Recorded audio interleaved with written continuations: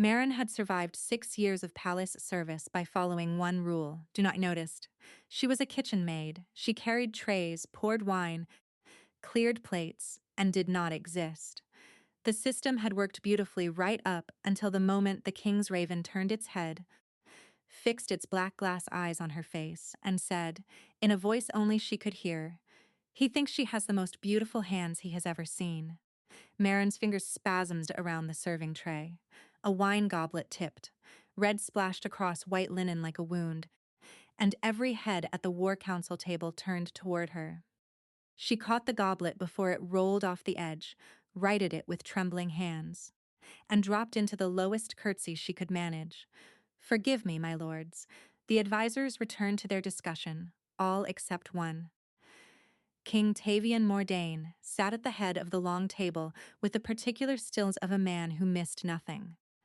He was broad across the shoulders and sharp-jawed in a way that made him look older than his 28 years. Though the effect came less from age, and more from the fact that his face appeared to have been designed exclusively for severity. Dark hair pushed back, gray eyes that moved like a blade across a whetstone. The kind of man who filled a room simply by choosing not to leave it. The raven sat on the carved back of his chair, enormous and ink-black, its feathers holding an oily sheen that caught the candlelight. It had appeared 6 months ago, the morning after the king returned from the Ashfeld campaign. No one knew where it came from. No one could drive it away. It followed him everywhere, perching on chairbacks and door frames, and once, memorably, on the head of a visiting diplomat who had never returned. To the council, the raven was a nuisance. An unsettling ornament that occasionally interrupted proceedings with harsh, grating caws that made dignified men flinch. To Marin, it was a catastrophe because she heard every word it spoke. The raven opened its beak again. He is watching her hands. The way she steadies the tray, he wonders if they are always that sure or only when she is frightened. Marin's face burned. She kept her eyes fixed on the far wall and concentrated on walking in a straight line toward the door. 6 years of invisibility. 6 years of hiding the fact that she could understand every animal in this palace, from the stable horses to the kitchen cat to the hawks in the mews. She had learned the cost of that particular gift before she could read. Her mother had called it a blessing. The village had called it witchcraft. She had called it survival when she learned to keep her mouth shut about it. But this bird, this cursed, boundary-violating, loose-beaked bird was going to destroy everything. "She is afraid," the raven continued, tilting its head with an intelligence that no ordinary bird possessed. "Not of the council, of being seen. She has been hiding for a very long time." Marin's step faltered, just barely, just enough. "You!" The king's voice cut through the chamber like the flat of a sword. Marin stopped 2 paces from the door. She turned. His gray eyes had narrowed, not with anger but with something far more dangerous: curiosity. "Your name," he said. "Marin, your majesty. I serve in the kitchens." You looked at the raven, Marin. The room went quiet. The raven ruffled its feathers and made a low clicking sound in its throat that she heard as laughter. "The cawing startled me, sire," Marin said. Her voice came out steadier than she felt, which was a miracle of pure terror. "Every man in this room flinches when it caws," the king replied. You did not flinch. You listened. She could feel the silence pressing against her skin. 15 advisors watching, 6 guards along the walls. The raven's black eyes boring into hers, with the unmistakable look of a creature that had found exactly what it had been searching for. "I have a habit of watching birds, your majesty," Marin managed. "A personal oddity, nothing more." The king studied her for a long, terrible moment. Then he lifted his chin. "You may go." Marin walked out of the council chamber, turned the corner, made it precisely 12 steps down the corridor, and pressed her back against the cold stone wall. With her heart's sisam hard against her ribs, she thought they might crack. The raven knew she could understand it. She had seen the recognition in those awful, intelligent eyes. And the king had seen something in her face that had made him stop a war council to ask her name. She needed to leave. Tonight. Pack her things and vanish before as when he once started asking questions that ended with pyres. She made it as far as the servants' stairwell before a voice stopped her. Miss Marin. Torben, the king's beta, stood in the corridor behind her. He was a lean, quiet man with close-cropped auburn hair and the unsettling calm of someone who never needed to raise his voice because people obeyed him the first time. His expression was neutral, pleasant even, which somehow made it worse. "My lord," Marin said, and she could hear the crack in her own voice. "A word, if you don't mind." He gestured toward a side chamber. "It won't take long." It took 3 hours. Torben sat her in a windowless room with a single candle and asked her exactly 4 questions over the course of the evening, each separated by long stretches of silence in which he simply watched her face. "Can you hear what the raven says? How long have you been able to understand animals? Does anyone else know? And have you ever told the raven's words to another living soul?" Marin answered honestly because lying to a beta whose job was to detect lies seemed like a poor survival strategy. Yes, her entire life. No one alive, and no, never, not once. Torben listened without expression. Then he stood. "Tomorrow morning you will be brought to the king's study. He will be working. You will sit in the room and do nothing. Speak to no one about this. Understood? My lord, if I have caused offense—" "I swear I did not choose this. I cannot help what I hear." Torben paused at the door. Something shifted in his face, not quite sympathy, but close. "No one is accusing you of anything, Miss Marin. We simply need to understand something." He hesitated. "The raven has not stopped talking since the day it appeared. 6 months of noise, every hour, every meeting, every private moment. His Majesty has not had a moment of silence in half a year." Marin stared at him. The weight of that settled over her slowly. 6 months of a voice that never stopped, revealing every private thought, every vulnerability, every secret to anyone within earshot. Even if no one else could understand the words, the king knew what the raven was saying. He could hear it, too. "That sounds unbearable," she whispered. Torben's mouth thinned. "You have no idea. Be ready at dawn." He left, and Marin sat alone in the candlelit room, her pulse still hammering, and realized with a cold, creeping certainty that she was not going to be allowed to leave. She barely slept that night. When the knock came at dawn, she was already dressed, her hair pinned back, her hands clasped together so tightly her knuckles ached. The guard led her through corridors she had only ever seen while carrying trays, up past the noble quarters, past the council wing, to a heavy oak door carved with the Mordain crest. The guard knocked once and opened the door without waiting for a response. The king's study was smaller than she expected. Dark wood, narrow windows, maps pinned to every wall, a fire burning low in the grate. And behind a desk piled with documents, King Tavian Mordain, who did not look up when she entered. The raven sat on a wooden perch beside the desk. The moment Marin stepped through the doorway, it went still. Torben, standing just inside the room, held up a hand to stop her. He was watching the bird. The raven's beak was open, its throat worked, but no sound came out. Marin looked at Torben. Torben looked at the raven. The silence in the room was so complete, she could hear the fire crackle and the scratch of the king's pen and the faint whistle of wind through the window frame. No cawing, no voice, no secrets. Torben gestured to a chair along the wall. Marin sat. 10 minutes passed. The king wrote. The raven sat motionless on its perch, its beak closed now, its feathers smooth and settled. It looked, for the first time since anyone had seen it, like an ordinary bird at rest. 20 minutes, 30. An advisor entered, spoke in low tones with the king about supply routes along the northern border, and left. The raven did not stir. 45 minutes, and the king's pen stopped. He sat back in his chair, and Marin watched something extraordinary happen to his face.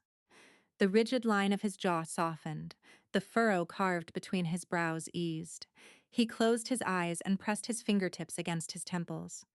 And the breath that left him was so deep and so ragged it sounded like a man who had been holding it for 6 months. The raven tucked its head beneath its wing.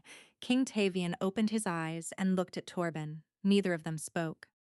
But the question passed between them in that silence, clear as any words the raven had ever uttered. Then, the king looked at Marin. She had expected anger, suspicion, the cold, measuring gaze of a man deciding whether she was a threat. But what she saw in his face was something she was not prepared for at all. Relief, raw and unguarded, and so profound it made her chest ache. He looked away quickly, but the damage was done. She had seen it. She had seen the king of the realm look like a drowning man who had just been thrown a rope. Torben walked her out 20 minutes later. In the corridor, he stopped and turned to face her. "The raven has been silent for over an hour," he said. "That has not happened since the day it appeared." Marin swallowed hard. "What does that mean?" "It means you are not going back to the kitchens." Torben's voice was calm and measured and absolutely final. "The king requires your presence. Not occasionally. Not when convenient. Permanently." The word landed like a stone dropped into still water. "Permanently, my lord." "I am a kitchen maid," Marin protested, her voice climbing. "I peel potatoes and scrub pots. I am nobody. And yet you are the only person in this kingdom who can silence that bird." Torben paused. "The king will explain the arrangement himself. Tonight, in his private study." Marin opened her mouth, closed it, opened it again. "Is the raven dangerous?" she asked. Torben's expression did not change. But something in his eyes went very still. "The raven is killing him, Miss Marin, one secret at a time." He turned and walked away, his footsteps echoing down the stone corridor, and Marin stood alone, with her back against the wall, and the ground tilting beneath her feet because she had just been told the king was dying. And somehow, impossibly, she was the only thing standing between him and whatever the raven was doing too. Him from the inside out. Ion, the head housekeeper, found Marin sitting on the edge of her narrow cot in the servants' quarters, staring at nothing. The older woman filled the doorway with her broad shoulders and her no-nonsense expression, and the particular energy of someone who had opinions and was not going to keep them private. "You look like you've been told you're to be executed," Ione observed. "Worse," Marin whispered. "I've been told I'm to be useful." Ione stepped inside and shut the door. She had raised Marin since the girl was 7 years old. Dragged into the palace by a traveling merchant who found her wandering alone on a road outside of Arendelle, with no memory of how she got there and no family to claim her. Ione had taken one look at the skinny, silent child and declared that the kitchens always needed another pair of hands. 15 years later, Marin was still here, and Ione was still the closest thing to a mother she had ever known. "Tell me," Ione said. Marin told her everything. The raven's voice, the king's reaction, Torben's revelation that the bird was killing him, the word permanently. Ione was quiet for a long time after she finished. Then she sat down on the cot beside Marin and folded her hands. "I knew about the raven's effect on him," she said.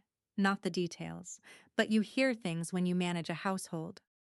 The healers come and go from his chambers at odd hours. The medicines pile up, and none of them work. And Torben has been sleeping less and less, which tells me the king has been getting worse." "The beta said the raven is killing him," Marin repeated, the word still strange and terrible on her tongue. "There's a curse," Ione said flatly. "Everyone suspects it, but nobody says it aloud. A raven appears from nowhere, bonds itself to the king, and starts behaving in ways no natural bird behaves. That is not an animal, Marin. That is a weapon." Marin pressed her palms against her thighs to stop them shaking. "Then why me? Why does it go quiet when I am near?" "That is what they want to find out." Ione looked at her steadily. "And you are going to let them. I don't have a choice, do I? No. But I want you to hear something before you walk into that study tonight." Ione gripped Marin's hand and her voice dropped low and fierce. "You have spent your whole life shrinking, making yourself small, peeling potatoes and scrubbing pots because you thought that was all you deserved to be. But what is happening to you right now is not a punishment. It might be the first time in your life that someone has looked at you and seen something extraordinary, so stand up straight when you walk into that room." As Marin's throat burned, she nodded. That evening, a guard escorted her to the king's private study. The corridors felt longer at night. The torches cast moving shadows that stretched and twisted along the stone walls, and Marin counted her breaths to keep her pulse from running away entirely. The guard knocked once. "Enter," came the king's voice, low, controlled. The kind of voice that expected to be obeyed. Marin stepped inside. The study was warm, the fire built high against the evening chill. Maps covered every surface, and books lined the walls from floor to ceiling. The raven was perched on the back of a leather chair, its feathers gleaming in the firelight. The moment Marin crossed the threshold, it went silent. Its beak closed, its posture softened. It watched her with those intelligent black eyes, and she could swear it looked almost grateful. King Tavian stood by the window, his back to her. He did not turn around immediately. When he did, she saw the same shadows beneath his eyes that she had noticed in the council chamber. The hollowed quality in his face that came from something deeper than exhaustion. "You can hear what it says," he stated, not a question. "Yes. Your Majesty." Everything, every word. A muscle in his jaw twitched. She realized with a lurch of the stomach that he was not merely uncomfortable. He was mortified.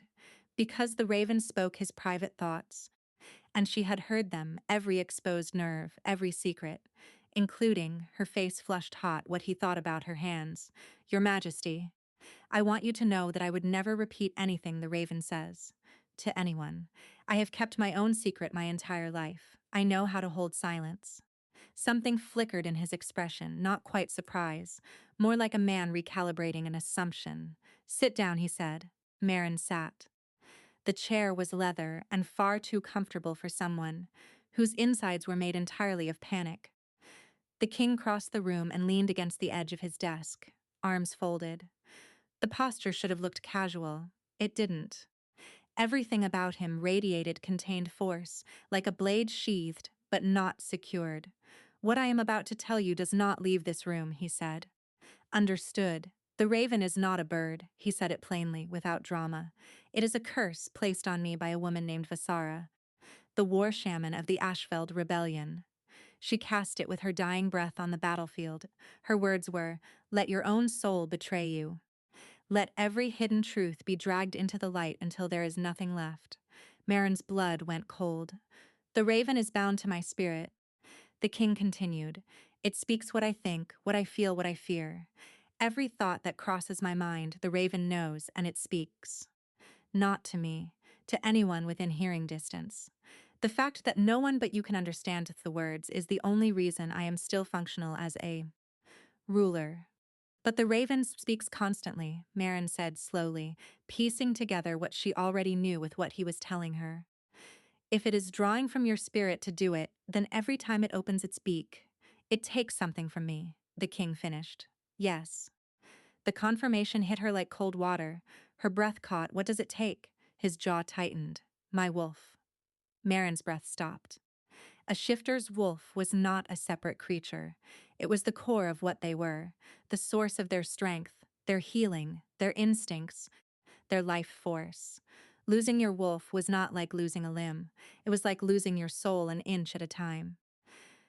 "The healers estimate I have perhaps 4 months before drain becomes irreversible," the king said. "Torben knows. My personal physician knows. No one else. And when I am near, the raven stops," Marin whispered. "When you are near," the king said quietly, "the raven goes silent. My wolf surfaces, the pain eases, and for the first time in 6 months I can think clearly." The fire crackled. The raven sat perfectly still on its perch, its eyes half closed, peaceful, like a predator that had been talked to sleep. "I do not know why you have this effect," the king said. "Neither do the healers. But I cannot afford to waste time investigating when the alternative is losing months of borrowed silence. So here is the arrangement." He straightened. The mask of the king slid back into place, rigid and impenetrable. "You will be reassigned from the kitchens to personal attendance. You will be near me during council sessions, private meetings, and working hours. Your presence must appear unremarkable, so publicly you will serve as a chambermaid assigned to the royal study. No one will know the true reason." "And if people talk?" Marin asked. "A kitchen maid suddenly attending the king personally? That is the sort of thing that starts rumors." Let them talk. His voice was flat. Rumors are preferable to the alternative. Marin looked at the raven. Its eyes had drifted shut. Its body settled into stillness, asleep. She looked back at the king and saw something he was trying very hard to hide. Behind the mask, behind the authority and the rigid control, there was a man who was scared. "I will do it," she said. The king nodded once. "Torben will arrange the details. You will begin tomorrow. The arrangement is strictly professional. You will speak of the curse to no one." Marin stood. At the door she paused. "Your Majesty?" "What?" "The raven, when it first saw me in the council room, it said something that it has not repeated since." She hesitated, weighing the danger of the next words against the instinct that told her they mattered. It said I was the first. The king's face went very still. "The first what?" "The first person who could hear it." It said, "You are the first," as if it had been waiting. Marin met his eyes. "Has it ever said anything like that to you?" The silence that followed was so heavy she could feel it pressing against her chest. "No," the king said, but his voice had changed. And the look in his gray eyes was no longer guarded. It was afraid. Marin left Senate with her heart pounding and the terrible certainty that there was something about this curse that the king had not told her.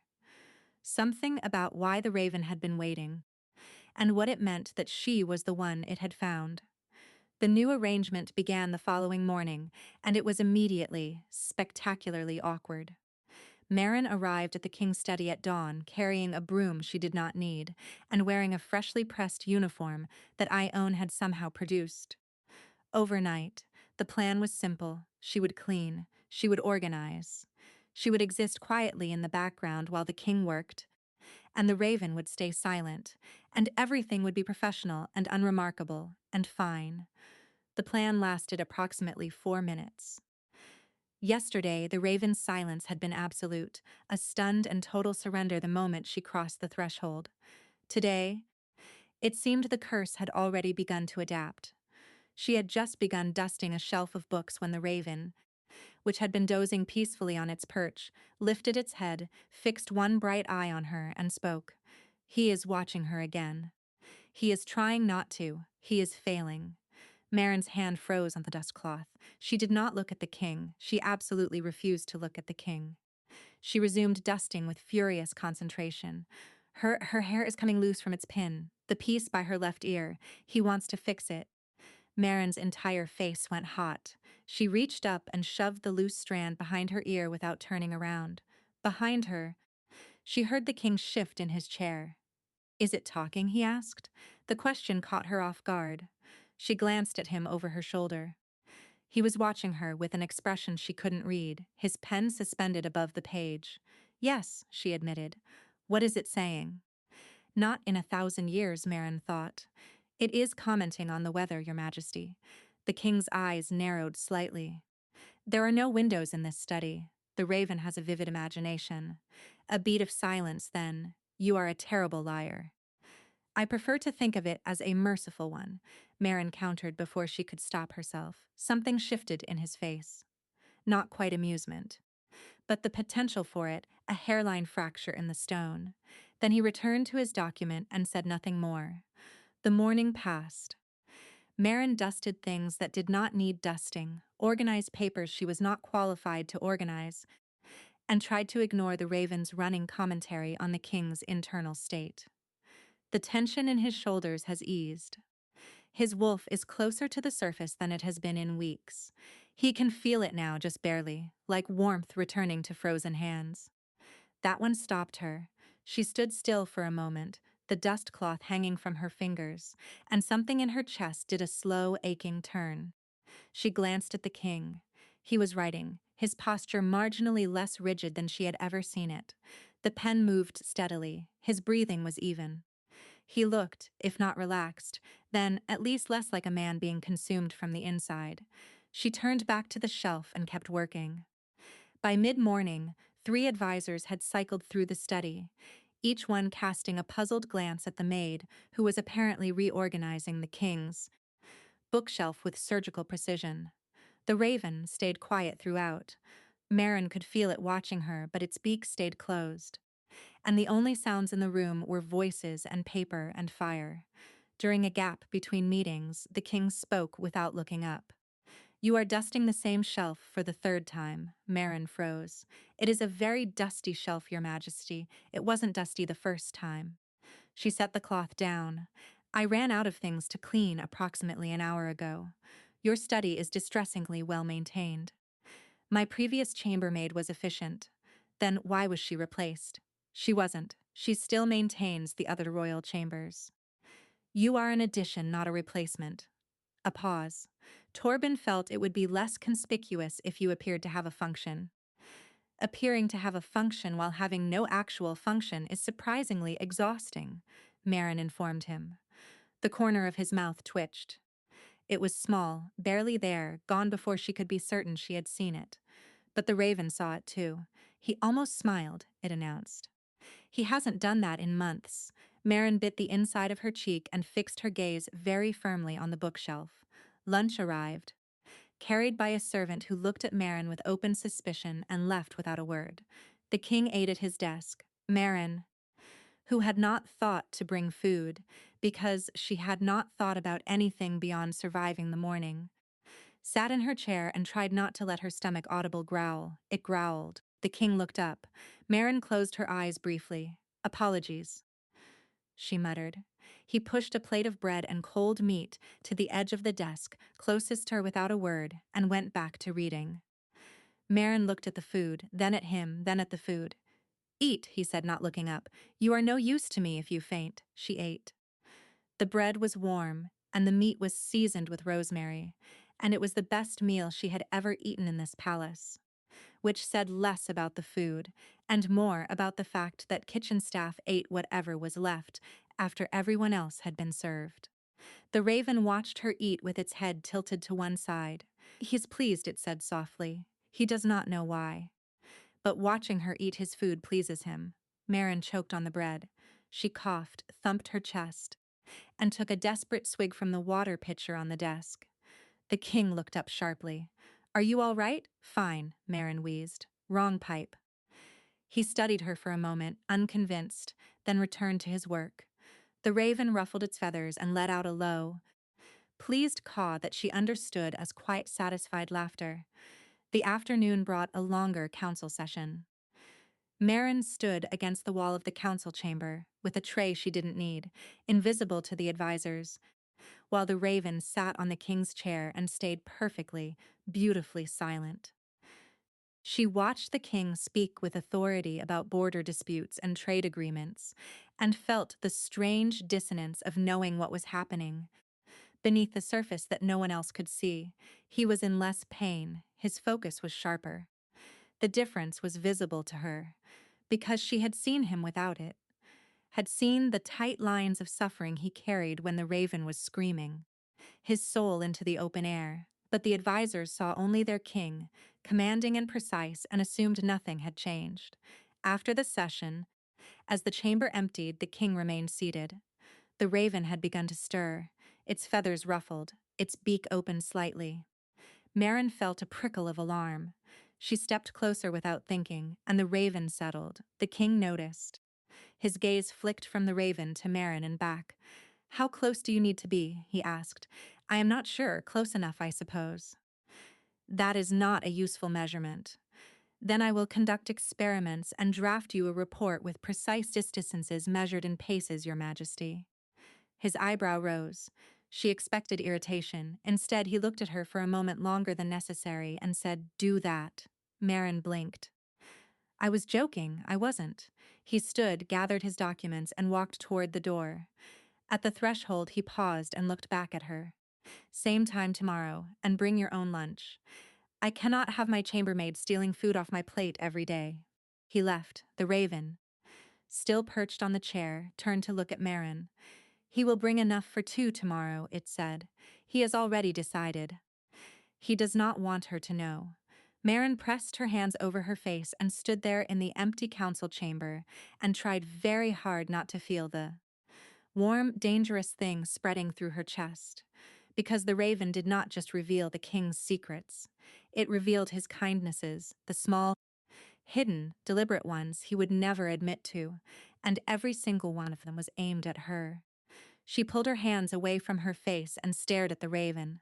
"What are you?" she whispered. The raven cocked its head, and for the first time, it said something that was not about the king at all. "I am what happens when a soul is split open and left to bleed. And you, Marin, are the only one who can stitch it shut." It paused, or tear it apart completely. The fire popped. A log shifted in the grate. And Marin stood alone in the dying light with the terrible understanding that whatever this curse was, it knew her name, and it had plans for her that went far beyond silence. A rhythm formed over the following weeks, and with it, a series of small mysteries that Marin could not explain. On the third day, the wooden chair along the wall was replaced with a padded one. Dark leather, high-backed with armrests wide enough to rest a book on. Marin stopped in the doorway when she saw it. "This is new," she said. The king did not look up from his correspondence. "Is it? Your Majesty." "This chair is nicer than every piece of furniture in the servants' quarters combined." "Then the servants' quarters have poor furniture."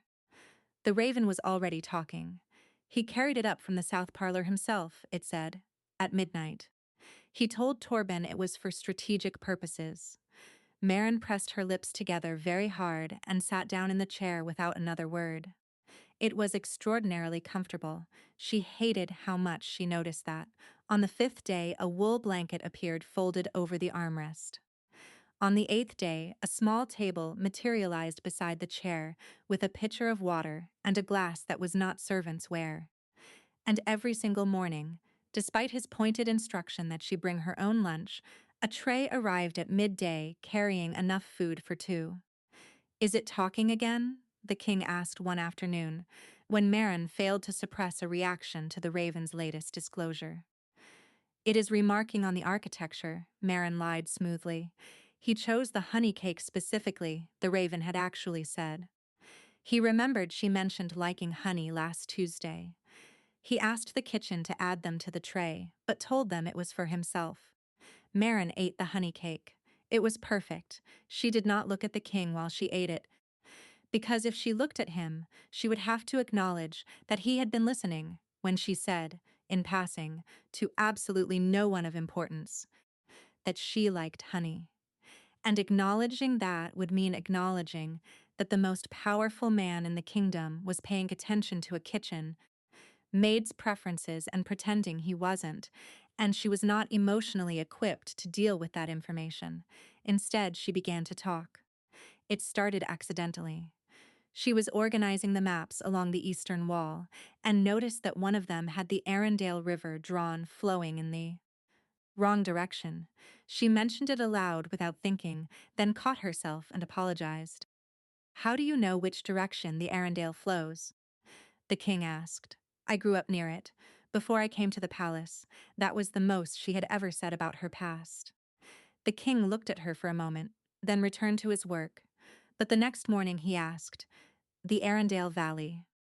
Is the soil there truly as rich as the agricultural reports claim?" And Marin, surprised and oddly pleased, told him. She told him about the clay deposits along the southern banks, and the way the river flooded every spring, and how the farmers timed their planting by the behavior of the herons, and somehow that led to a story about the heron who had once chased her across a field when she was 9 because she had accidentally insulted it. "You insulted a heron," the king said. "I told it that its nest looked sloppy. Herons are very sensitive about their nests." The king stared at her. She could see him trying to decide whether she was joking. "You spoke to a heron about the quality of its nest," he repeated. "I was 9. I had no social instincts." "Apparently not.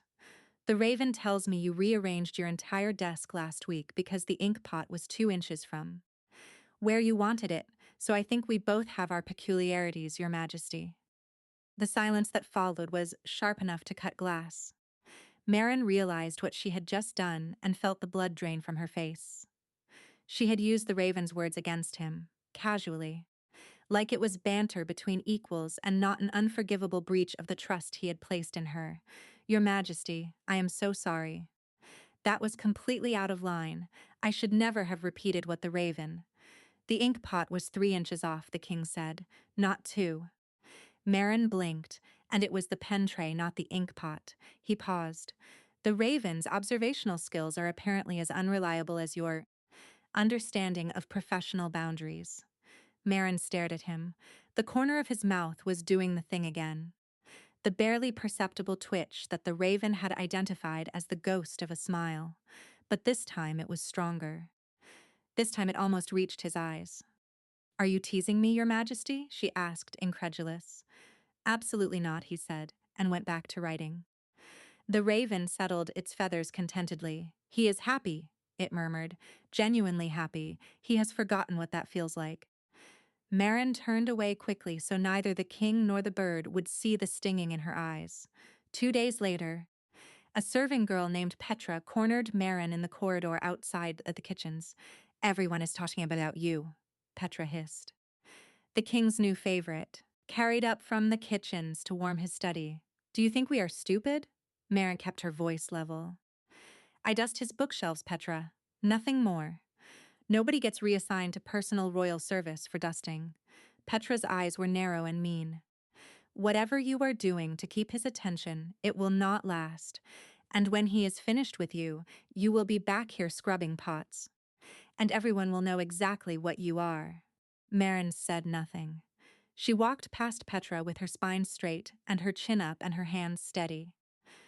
She did not react until she was alone in the stairwell, and then she sat on the bottom step and wrapped her arms around her knees and breathed through the tightness in her throat.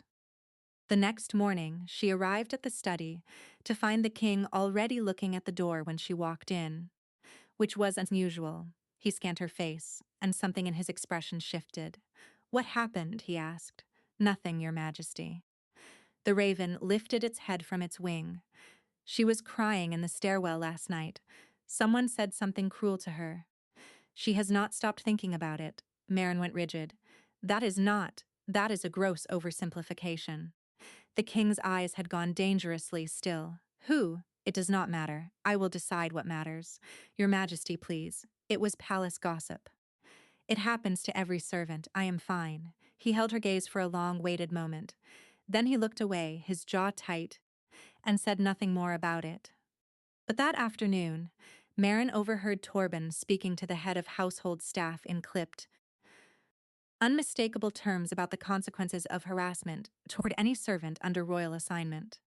And when Petra passed Marin in the corridor the next day, she looked pale and did not make eye contact. Marin never asked the king about it. He never brought it up. But the raven, settling on its perch that evening as the fire burned low, said very quietly, "He does not tolerate cruelty toward people he cares about. He never has." The words landed somewhere deep. Marin pretended she did not hear. But the raven was not finished. It shifted on its perch, angling its head until one black eye fixed directly on her face. "The radius is changing," it said. "He does not know yet. But I can feel it. You will need to be closer soon." Marin's stomach dropped. "How much closer?" The raven did not answer. It closed its beak, settled its feathers flat, and went still. And Marin sat in the quiet study with the fire dying and the king still writing, and a cold thread of fear stitching itself between her ribs. Because closer meant less distance, less armor, less room to pretend that what she felt in this room was professional obligation and nothing else. And some part of her, the part she kept locked away beneath duty and caution, was not afraid at all. It was waiting. The raven's warning proved correct within the week. Marin was sitting in her usual chair along the wall when the bird opened its beak and spoke for the first time in days during working hours. Its voice was strained, ragged at the edges, like something forcing words through a closing fist. He dreamed about her last night. He will not admit it even to himself. The king flinched. He heard only the caw. But by now he knew what the sound meant. He looked at Marin. She looked at the floor. "Closer?" he asked. The single word carried the weight of everything they had been carefully not discussing. Marin stood and moved her chair to the desk. Not beside it this time. At it, her elbow nearly touched his arm when she sat down. The raven went silent. The king exhaled. The new distance was approximately 2 feet. It was unbearable. Every shift of his weight registered along her skin. When he reached for a document, his sleeve brushed her wrist, and the contact sent a shock through her arm that settled somewhere behind her sternum. She could smell the ink on his hands and the faint trace of cedar from whatever soap he used, and something beneath both of those that was simply him, warm and clean and overwhelming. She sat rigidly upright and focused on the book she had brought with her, a volume of regional herbalism she had borrowed from the infirmary, and tried to read the same paragraph 7 times. "You are holding that book upside down," the king observed. Marin looked at the book. He was right. She closed it, set it on the desk, and sat perfectly still with the focused dignity of a woman whose last shred of composure was unraveling. "This is going to be a long day," she muttered. "Agreed," the king said. And something in the way he said it, the low, rough quality of his voice, the way the words seemed to catch in his throat, made her realize she was not the only one struggling. 3 days later, 2 feet was no longer enough. The raven cawed at 2 feet. It went silent at one. Marin's chair was pressed directly against the desk, her arm resting on the same surface as his, separated by inches. She could feel the warmth radiating from his body. She could see the pulse in his throat. "This is untenable."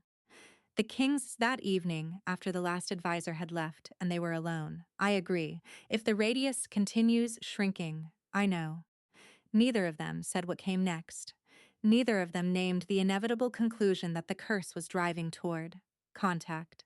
Direct, physical, sustained contact, the only logical endpoint of a distance that kept collapsing. "Torben has consulted the court physician," the king said carefully. "They believe the curse may be testing the boundary of whatever effect you have on it, pushing to find the limit.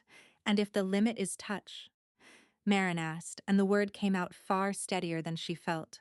The king did not answer immediately. When he did, his voice was controlled to the point of rigidity. "Then we will cross that bridge in a manner that is appropriate and professional." "Of course," Marin said, "completely professional." The raven, which had been silent, shifted on its perch and murmured, "Neither of them believes that." Marin bit the inside of her cheek hard enough to taste copper. That night, she lay in her narrow bed in the servants' quarters and watched the shadows crawl across the ceiling and tried to organize her thoughts into something rational. The warmth when she was near him, the hollow ache that started the moment she left his study each evening, the way her pulse quickened when his hand passed close to hers. She was not a fool. She knew what these things meant. But knowing and admitting were different creatures entirely, especially when the man in question was a king, and she was a kitchen maid with no family and no name and no right to feel what she was feeling. Her wolf stirred.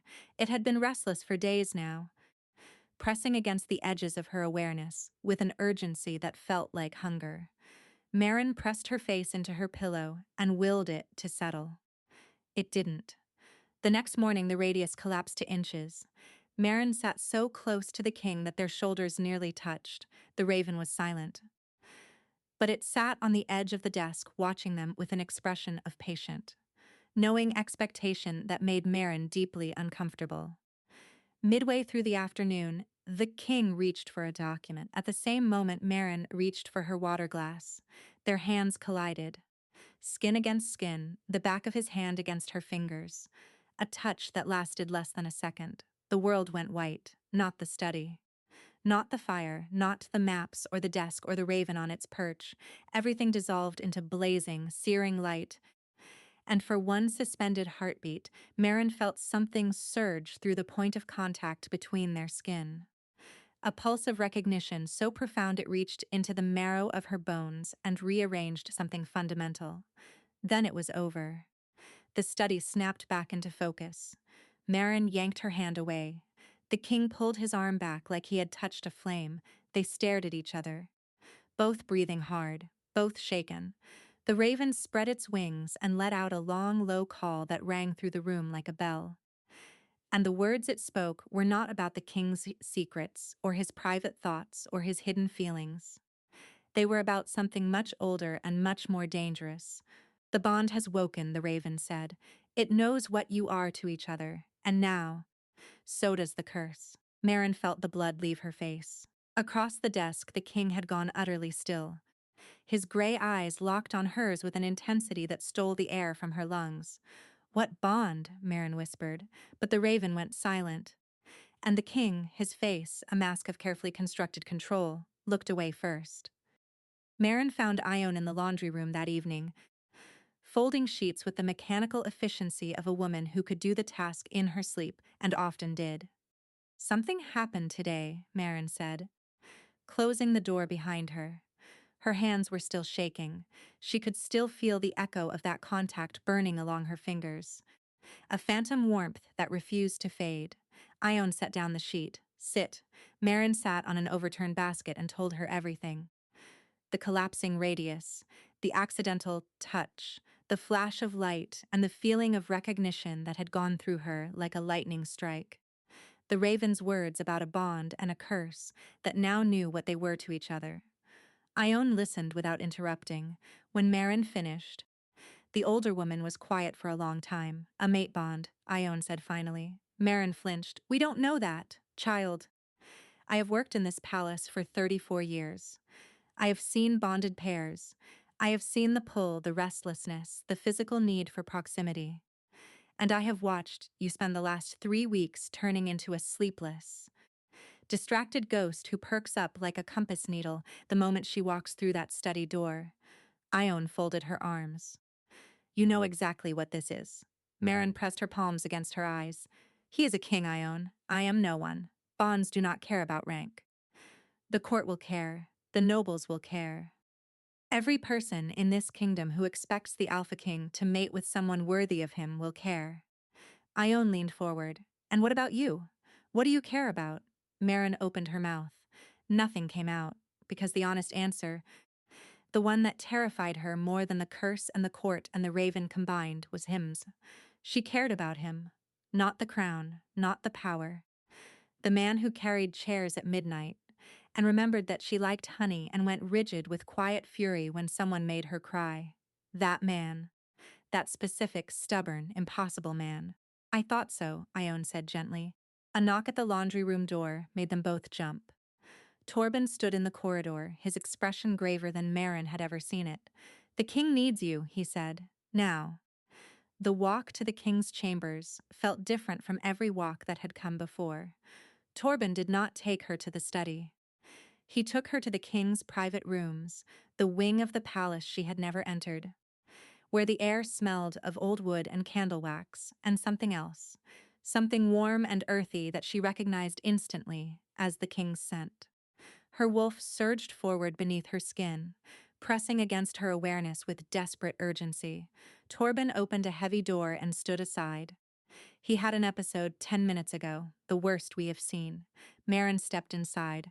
The king's chambers were vast and shadowed, lit only by a fire burning too low. The raven was on the floor, not on a perch, its wings half spread, its beak open in a continuous, silent scream that produced no sound but radiated anguish like heat from a forge. And in the center of the room, the king was on his knees. Marin ran to him. His skin was gray. Sweat plastered his hair to his forehead. His eyes were open but unfocused, seeing something she could not see. And the tendons in his neck stood out like cables, as his body fought against something invisible and immense. How long has he been like this? Marin demanded over her shoulder. It started suddenly, Torben said from the doorway. The raven began thrashing, and then he collapsed. The physician tried to approach, and the raven nearly took his hand off. It will not let anyone near him. Marin looked at the raven. The bird's agonized eyes locked onto hers. Help him, it said. The voice was fractured, barely recognizable. Touch him. Anchor him. He is being pulled under. Merton reached for the king's face. She cupped his jaw in both hands, skin against skin, and the room disappeared. Darkness. Total, obliterating darkness, and the sound of 1,000 ravens screaming. Marin was standing in the void she had glimpsed through that brief accidental touch, but now she was fully inside it. And it was worse than she had imagined. The shadow raven circled in a vortex above her, tearing golden threads from a figure at the center, Tavian. But he was diminished here, smaller somehow, reduced. The golden light of his wolf was fraying, thinning, gaps appearing like holes eaten through cloth. She could see through parts of it to the darkness beyond. Tavian, she screamed his name, and the sound cut through the shrieking like a blade. The shadow ravens recoiled. The vortex stuttered. She ran toward him. The ground resisted her, soft and sucking like marsh, but she fought through it and grabbed his arm. Golden warmth flooded up from the point of contact, bright and fierce. The shadow ravens scattered outward, shrieking. But this time, instead of simply fleeing, they reformed. They gathered at the far edge of the void and coalesced into a shape, a figure, a woman tall and gaunt, with hollow eyes and hands stained black to the elbows, Vasara, the war shaman, or rather, the echo of her, burned into the curse like a watermark. "You should not be here," the figure said. Its voice was the sound of dry leaves and cracking ice. "Neither should he," Marin shot back. Pulling Tavian closer, the golden light was strengthening where she held him, spreading outward, pushing the darkness back. The figure tilted its head. "You think you can save him? You are nothing. A stray with no name and no blood and no power. The bond you carry is a flicker. My curse is an ocean." "Then I will drown in it with him," Marin said, and she meant it with every atom of her being. The figure's hollow eyes widened. Then it smiled, a terrible, knowing smile. "Brave," it whispered, "but bravery is not enough. You have no idea what you are, and when you learn the truth, little stray, you will wish you had run when you had the chance." The darkness surged. Marin felt it slam at her like a wave, cold and immense, and she lost her grip on Tavian's arm. She woke gasping on the floor of his chambers, sprawled on the stone beside him. The fire had roared back to life, the flames leaping high. The raven was perched on the headboard of the bed, silent and watchful, and the king was breathing, slowly, steadily, deeply, asleep, truly asleep, more peacefully than she had ever seen him. Marin lay on the cold stone floor, her heart hammering, her body shaking, and let the firelight swim above her. The curse had spoken to her. It had called her a stray with no name. It had said she had no idea what she was, and it had promised that the truth would make her wish she had run. Torben appeared in the doorway. He took in the scene, the king asleep on the floor, Marin sprawled beside him, the raven calm for the first time. And his face went carefully blank. "What happened in there?" he asked quietly. Marin sat up slowly. Her hands were still trembling. "The curse knows about me," she said. "It spoke to me, and it said something that I think changes everything." "What did it say?"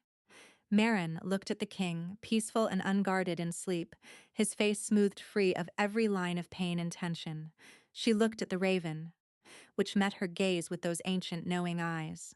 "It said I have no idea what I am," Marin whispered, "and I do not think it was lying." The king woke before dawn. Marin knew because the raven told her. She had not left his chambers. She had not been able to make herself move from the floor beside him, and at some point exhaustion had dragged her under. She woke to pale gray light and the raven perched on the bedpost above her, watching. "He is awake," it said quietly. "He knows what happened. He is afraid, not for himself." Marin sat up, every muscle ached. Her head pounded like something had been hammering against the inside of her skull. She turned and found the king sitting on the edge of his bed, fully dressed, staring at the floor with the rigid posture of a man who had made a decision he hated. "Your Majesty," she started. "You entered the void," he said. His voice was flat, controlled, the voice of a king issuing a verdict. "You saw what the curse does. You spoke to the echo of Vasara. And the curse now knows you exist. Yes." He finally looked at her, and the expression on his face cut through every defense she had. Guilt, anguish. And beneath both, a tenderness so raw it looked like it was killing him. "This ends today," he said. The words landed like a blow. "What?" "Your assignment is terminated. You will return to the kitchens. Torben will ensure your record reflects a commendation for service. You will not speak of the curse or the raven or anything you have witnessed in these rooms." Marin rose to her feet. "You cannot be serious." "I am entirely serious." His jaw was locked tight enough to crack bone. The curse was meant for me. It was placed on my soul as payment for what I did during the Ashfeld campaign. I accepted that debt. I will not extend it to you. You accepted it? Marin's voices climbed. You speak as though you chose this, as though you deserve to have your wolf ripped from your body strand by strand. Something flashed in his eyes, fast and devastating. Perhaps I do. The admission stopped her cold. She looked at him and saw it clearly for the first time, not just the curse eating him alive, but the reason it could. He believed he had earned this punishment. He carried a guilt so deep that the curse had rooted itself in it like a vine strangling a tree, and every day he let it tighten because some part of him thought the pain was justified. Tavian, she said. And it was the first time she had used his name, not his title, not his rank, his name. He flinched like she had struck him. Do not, he said, his voice breaking at the edges. Do not make this harder than it already is. You are sending me away to protect me, Marin said. But what happens to you when I leave? The raven starts speaking again. Your wolf keeps draining. You have 4 months. And every day I am not beside you is a day closer to losing everything. I know. The words were barely audible. I know what it costs. Then why? He stood abruptly and turned away from her, one hand braced against the bedpost, the muscles in his back rigid beneath his shirt. Because losing you would cost more. Marin's heart cracked open in her chest. She stood in the gray morning light of his chambers with tears burning behind her eyes, and the bond between them pulling so hard it felt like a physical wound, and she wanted to cross the room and touch him and tell him that she understood, that she felt it too, that she would rather face the curse 1,000 times than walk away from him. But his shoulders were a wall. His silence was a locked door. And the raven, watching from its perch, said nothing at all. Marin left. The first day was bearable. She told herself it was temporary. She told herself he would change his mind. She scrubbed pots in the kitchen and smiled at the other servants, and pretended that the hollow ache spreading through her chest was indigestion. The second day was worse. The ache deepened into something with teeth. Her wolf pressed against her awareness constantly, pacing and restless, and a headache settled behind her eyes that no remedy could touch. By the third day she could not eat. Food tasted like ash. Her hands shook when she tried to work. Ione watched her with increasing alarm but said nothing, because Marin had asked her not to. And Ione respected stubbornness even when she disagreed with it. On the 4th day, the rumors started. The king had not left his chambers. The raven's screaming could be heard through the walls, a continuous, agonized shrieking that echoed down the corridors and sent servants scurrying. The other way, Torben canceled 3 council sessions. The court physician was seen entering the king's wing at odd hours and leaving with a face like stone. Marin heard all of this secondhand, and each piece of news drove the ache deeper. On the 5th day, she collapsed. It happened in the great hall during the evening meal. One moment she was carrying a stack of plates. The next, her vision dissolved into white static, and the floor rushed up to meet her. She heard ceramics shatter. She heard voices shouting her name. And then she heard nothing at all. She woke in the infirmary with Ione beside her, and Torben standing at the foot of the bed with an expression that told her everything she needed to know. "How is he?" Marin whispered. Torben's mouth thinned. "Worse than you. He collapsed an hour after you did." The physician believes his wolf is in critical decline. Marin closed her eyes. The bond between them pulsed weakly in her chest. Fragile and strained, like a thread about to snap. "The physician examined you both," Torben continued, his voice carefully neutral. "She confirmed what we suspected. You share a mate bond with the king, an incomplete one, unacknowledged and unsealed, but present. The separation is harming you both. If it continues," he did not finish the sentence. He did not need to. Ione gripped Marin's hand. "Go to him. He ordered me to stay away. He is dying, child, and so are you." Marin looked at Torben. "Will you take me to him?" The beta studied her for a long moment. Then, for the first time since she had known him, Torben smiled. "I was rather hoping you would ask." The king's chambers were dark. The fire had burned to embers. The raven sat on the floor beside the bed, its feathers dull, its beak closed, its body curled in on itself like a creature preparing to die. And in the bed, barely visible beneath the covers, Tavian lay motionless. His skin was ashen, his breathing was shallow and labored, each inhale a visible effort. Marin crossed the room and sat on the edge of the bed. She took his hand. The effect was immediate. Color flooded back into his skin like water returning to a dry riverbed. His breathing deepened. The raven lifted its head, and its feathers smoothed, and a soft sound escaped its throat that she heard as a sob of relief. The king's eyes opened. He looked at her, and the devastation in his gaze was so complete it stole her breath. "I told you to stay away," he said. His voice was a ruin. "And I decided that was the stupidest order you have ever given," Marin replied, her thumb stroking across his knuckles. "And given that you apparently rearranged your desk because a pen tray was 3 inches off center, the competition was stiff." Something broke in his expression, a crack that ran straight through every wall he had built, and behind it she could see the man he had been hiding from everyone, exhausted, terrified. Lonely in a way that went so deep it had become the foundation of his entire existence. "You will get hurt," he whispered. "I am already hurt." "We both are. Being apart is killing us, Tavian. The bond is not a choice anymore. It is a fact." He closed his eyes. His hand tightened around hers.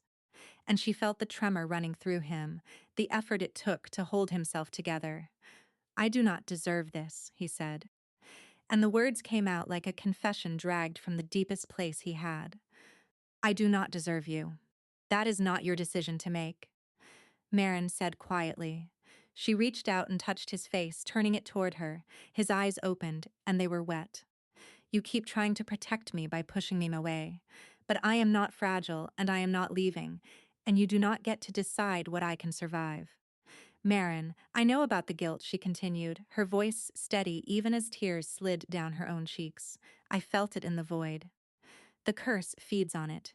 It grows stronger every time you agree with it, every time you tell yourself you earned this punishment." His jaw clenched. "You do not know what I did, then tell me." The silence stretched. A log shifted in the grate, sending up a shower of embers. The raven watched them with ancient, patient eyes, and Tavian told her. He told her about the Ashveld campaign, about Visara's people, the Greycrest pack, who had been pushed to the borders of the kingdom by generations of neglect. About the reports that reached him as a newly crowned king, warnings of raids and violence, and the war council that pressured him to strike before the rebellion could spread. "There was an envoy," he said, his voice hollow. "Visara sent a delegation under truce. They carried terms, land rights, recognition, resources for their people. Things they should have been given decades before I ever took the throne." Marin's chest tightened. "What happened?" "My advisors called it a ploy. They said Visara was stalling for time, gathering strength. I had worn the crown less than a year, and I was terrified of looking weak." His hand clenched in hers. "I rejected the terms. I ordered the assault." His voice cracked. "The delegation was still in our territory when the fighting started. They were caught in the crossfire. Vasara's daughter was among them. She was 16. Marin's eyes burned. She could feel his shame through the bond, a crushing, suffocating weight that pressed down on every part of him. "After the battle, Vasara found me on the field. She was dying.